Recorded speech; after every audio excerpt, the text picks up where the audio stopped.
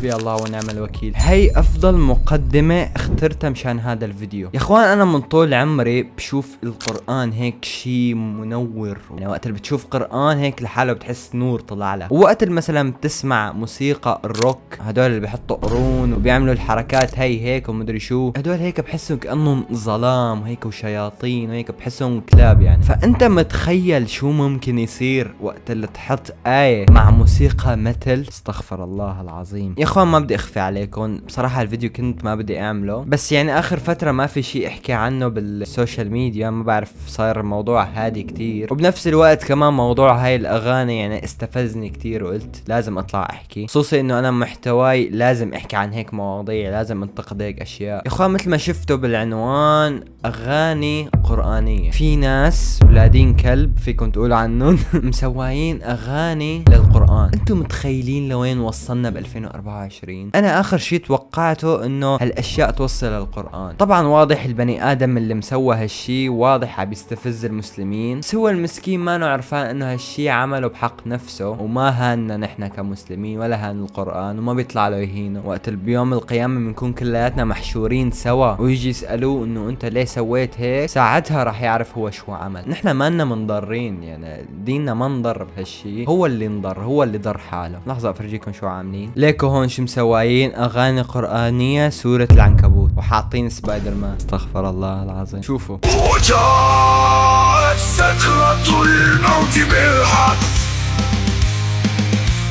ذلك ما كنت منه تحيد. استغفر الله العظيم من كل ذنب عظيم. طبعا مثل ما سمعتوا واضح هالشي انه AI. هتقولوا لي اغيت كيف AI؟ يعني عادي، مو الموضوع صار سهل اخر فترة، عادي بتمسك اي كلام مثلا وبتحطه وبتقول له للAI حول لي اياها كاغنية. فشكله حدا ماسك الايات القرآنية وحاطها للAI وقال له سوي لي اياها اغاني روك. استغفر الله العظيم. وانا بضل عند رأيي يا اخوان، الAI اسوأ اختراع بالعالم. يعني لو انه خلوا الAI مثلا بس شي نسأله عن معلومات كان حيكون شي كتير مفيد، بس هن ضلوا يطوروه لحتى شوفوا شو صار بالاخير. صارت الناس تعمل اغاني قرآنية. ولا شوفوا هذا ايش كاتب، اغنية جميلة، عندك الاغنية كاملة. الله يلعن.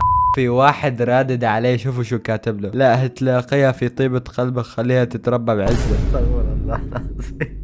واضح اللي مسوى هالشي سواه بس مشان يخلي المسلمين يطلعوه فايرل، يعني سووه ترند. المشكلة انه نفسه هذا البني ادم مسوى قناة على اليوتيوب، بس سمعت انه طيروا له اياها، بس رجعت هلا بشوي بحثت عنها ولقيتها يعني. وليكو ابن الكلب شو حاطط صورة عرض واحد قاعد على المصحف. استغفر الله العظيم من كل ذنب عظيم. يا رب اجعلني عليه شاهد يوم القيامة. اغنية سورة العنكبوت ستايل روك حماس 1000. يلعن ابوك. اغنية سورة البقرة باسلوب رعاة البقرة الامريكية الجزء الثالث، وحاطين بقرة لونها اصفر. استغفر الله يا ربي. الله يفرجيني يوم بهالبني ادم اللي سوى هالقناة. طبعا هاي مش القناة الاساسية، القناة هذيك طيروها، يمكن هاي قناة غيرها. إن الله لا يشتهي أن يضرب مثلا ما بعوضة ما فوقها فأما الذين آمنوا فيعلمون أنه الحق من ربهم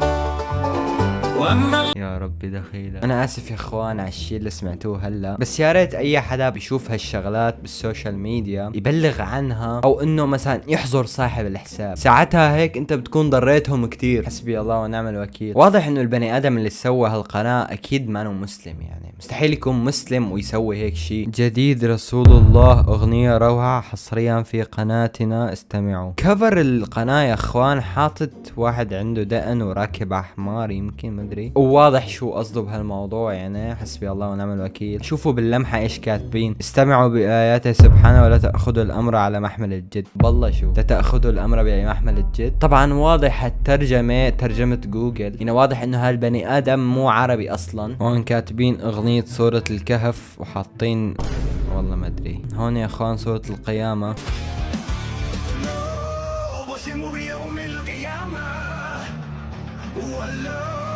أقسم بالنفس اللوامة أيحسب الإنسان أن لن نجمع عظامه بلى قادرين على أن نسوي بنانا.